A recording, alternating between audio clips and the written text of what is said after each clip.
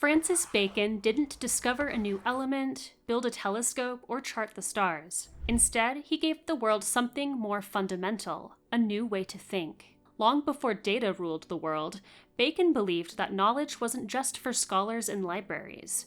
It was a force, a tool, something that could shape the future. This is the story of how one philosopher transformed the foundation of science itself.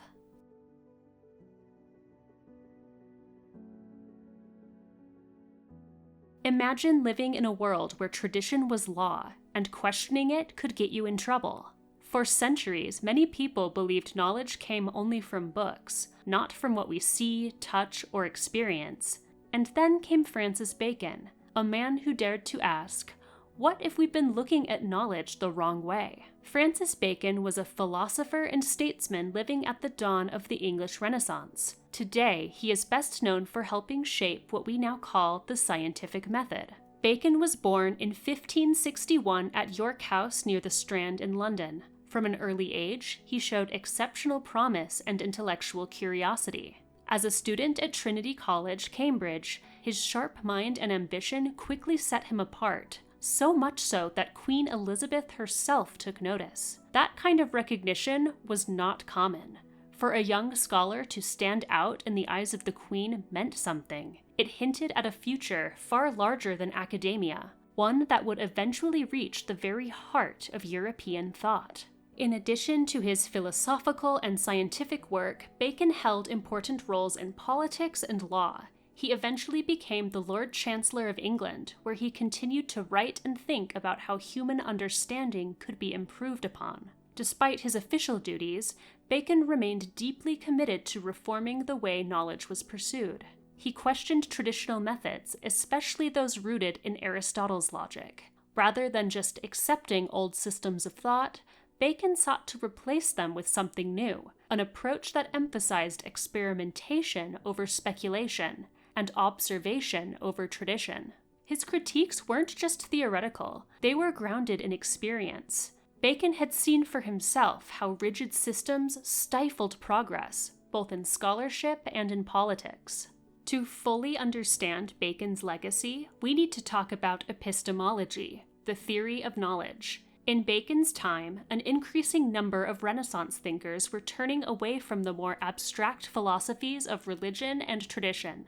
They wanted answers grounded in reality, not just reason. Experience, observation, and experimentation were becoming the new tools for truth. Francis Bacon became a key figure in this shift.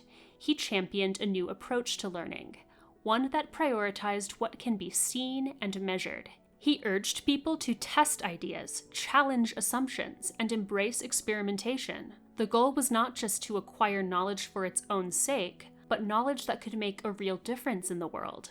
In Bacon's view, evidence was everything. Arguments built on authority or tradition weren't enough. The truth had to be discovered through careful, deliberate engagement with the world. Bacon believed the existing methods focused on syllogisms and verbal disputes created more heat than light. They led to endless debates, but few results. What was needed, he argued, was a method that could lead to actual discoveries. Something practical, something usable. It's for that reason that Bacon is often called one of the founders of empiricism. While many give that title to John Locke, who came later, Bacon was already paving the way. Locke would eventually expand on these ideas, but Bacon's early insistence on experience as the source of truth laid the groundwork for what followed. This move toward modern science led Francis Bacon to one of his most famous declarations: knowledge is power. But what exactly did he mean by that? To Bacon, knowledge wasn't abstract or ornamental. It was something you could apply. It had the potential to transform how people lived. Understanding nature was a path to mastery, and mastery in turn meant progress. But to reach that kind of power, Bacon believed that we needed better tools. The old system, especially those based on Aristotle's deductive reasoning, had limitations. Aristotle had laid out his logic in a work called Organon, meaning instrument.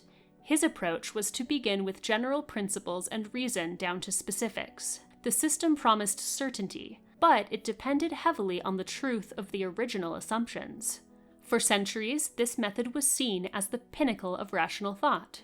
It shaped not only philosophy, but also theology. In the medieval world, Aristotle's logic became deeply ingrained in the intellectual framework of religious institutions. Challenging it wasn't just considered a disagreement, it meant going up against centuries of established authority and the foundations of Western thought itself. And yet, Francis Bacon challenged this. Deduction, he explained, tended to reinforce what people already believed. So, if your starting assumptions were wrong, so were your conclusions. Real progress, on the other hand, requires starting not from theory, but from actual experience.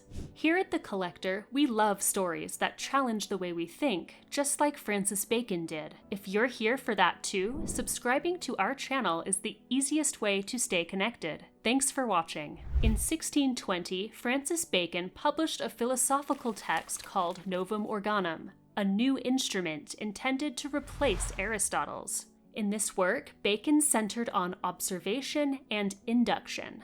Rather than reasoning from general truths to specific cases, Bacon's approach to the scientific method began with specific observations. From there, patterns could emerge, hypotheses could be tested, and broader conclusions could be formed. This inductive method was slower, but it was also more reliable. It offered a way to build knowledge brick by brick, observation by observation. The Novum Organum formed the blueprint for a new kind of science. Bacon detailed a process of collecting data, forming hypotheses, and rigorously testing them. For him, this was more than theory. It was a call to change how people thought and worked. He saw science as a collaborative effort. No single person could discover all truths by themselves. However, with the right approach, many minds working together could propel humanity forward. Before this new method could really succeed, however, Francis Bacon believed that one obstacle had to be overcome: the flawed ways that people think. In Novum Organum, Bacon introduced the concept of idols, not in the religious sense, but as mental illusions. These idols distorted human understanding and blocked the path to truth. To Bacon, these idols weren't small distractions. They were the invisible forces shaping human error. Unless recognized, they would keep even the most careful of thinkers from seeing the world around them clearly. Bacon named 4 types of idols. The idols of the tribe were universal flaws. They stemmed from human nature itself, our tendency to see patterns where none exist, and to favor evidence that confirms our beliefs, as well as to oversimplify complex things. The idols of the cave were more personal. Each person sees the world through a lens of their own background, upbringing, and experience. These internal caves shape our biases and blind us to other perspectives. Next were the idols of the marketplace. These arise from language. Words, Bacon warned, could be deceiving.